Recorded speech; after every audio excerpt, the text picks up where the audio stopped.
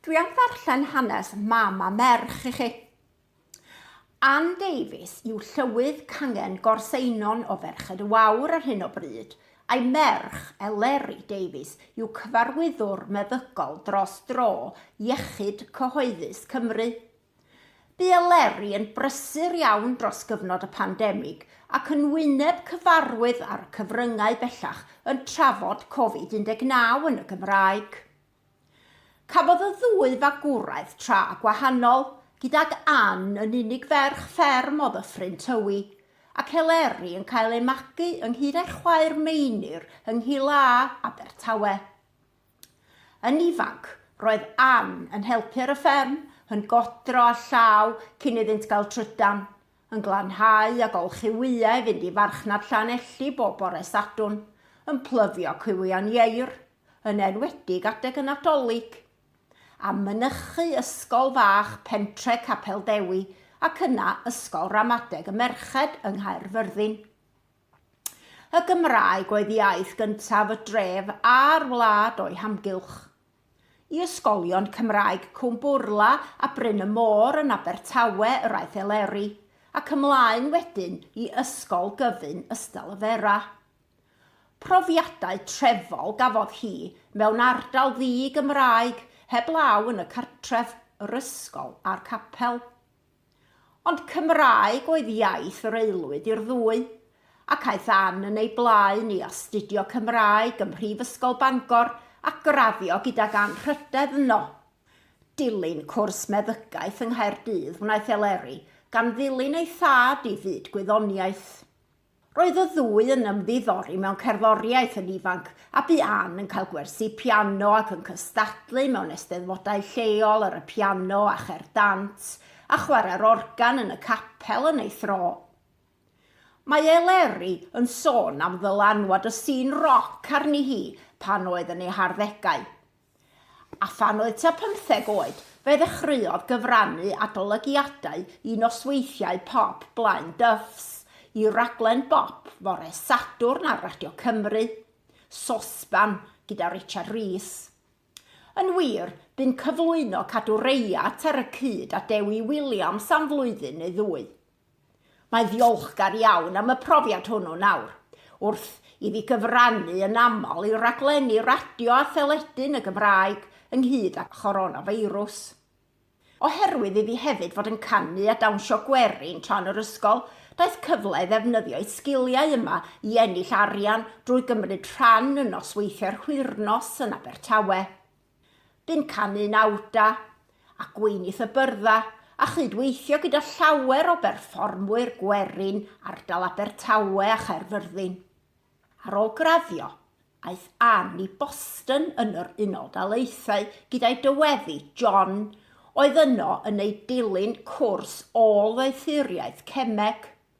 Ar ôl teithio tipyn o gwmpas yr Unol Daleithiau, daeth y ddau yn ôl I Gymru, ac wedi cyfnod o ddysgu ar y diwrnod pan enillodd Lloegr gwpan y byd, pêl droed, daeth Eleri i'r byd ar fferm ei mam Gu a thad Cu, Pant Wmffre yn Nyffryn Tywi. Dilynwyd hi gan Meinir yn fuan wedyn, ac yna aeth Ann yn ôl I ddysgu, yn magu'r plant ac yn cefnogi'r merched a mynd yn ei carafan I eisteddfodau'r Urdd a'r Genedlaethol yn rheolaidd. Aeth Eleri I fryste I arbenigo mewn meicrobioleg ar ôl ei swyddi meddygol cyntaf yng Nghaerdydd. Ac fe gafodd ei phenodi i'w swydd gyntaf fel ymgynghorydd meicrobioleg yn arwain ar atal heintiau yn ysbyty ymddiriedolaeth Gogledd Bryste yn 1998. Daeth yn ôl I fyw yng Nghymru yn 2002 am magu teulu. Erbyn hyn, mae hi'n byw ger y Bont Faen gyda'i gŵr Marc a'r plant Carwyn a Megan.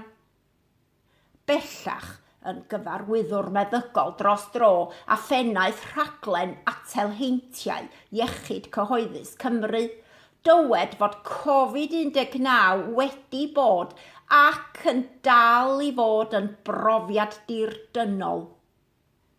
O safbwynt gwaith, dyma'r prysuraf a mwyaf dan bwysau y bu ers dechrau ei gyrfa feddygol. Ers mis Chwefror 2020, mae hi wedi gweithiau oriau hir iawn. Ar y dechrau, roedd hi'n paratoi am yr achosion cyntaf a sut i ddelio â nhw ac yna delio ar marwolaethau cyntaf, ac ymlaen i gefnogi'r gwasanaeth iechyd wrth geisio rheoli lledaeniaid yr haint. Erbyn mis Mawrth, roedd pwysau anferth ar y gwasanaeth iechyd wrth i'r feirws ledu o fewn y boblogaeth, a does dim llawer o lacio wedi bod drwy weddill y flwyddyn.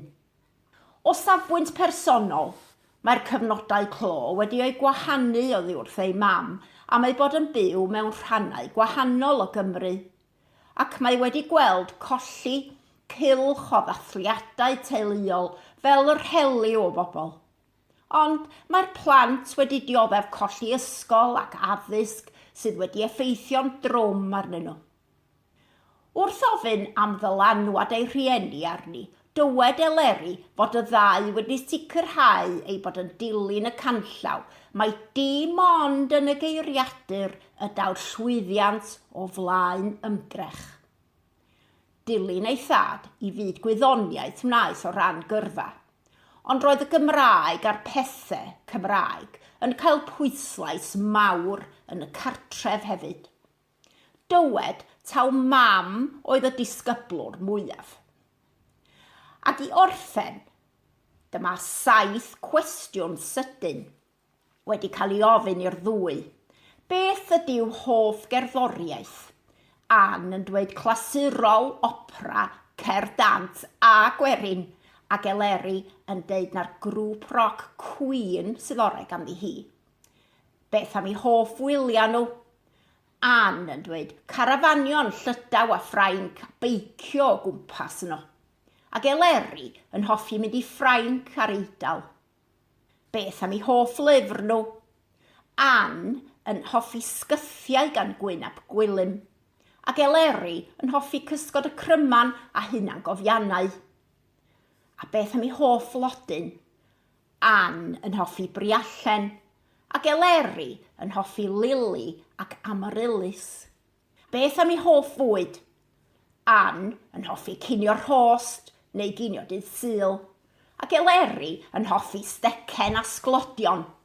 A beth am ei hoff ddiod nhw? Ann yn dweud na gwin neu gin a tonic mae hi'n hoffi, ac Eleri yn hoffi gwin a champagne. Rwan ta, deryn y nos neu'r bored yw'r ddwy ohonyn nhw, a'r ddwy yn dweud mae adar y nos ydyn nhw.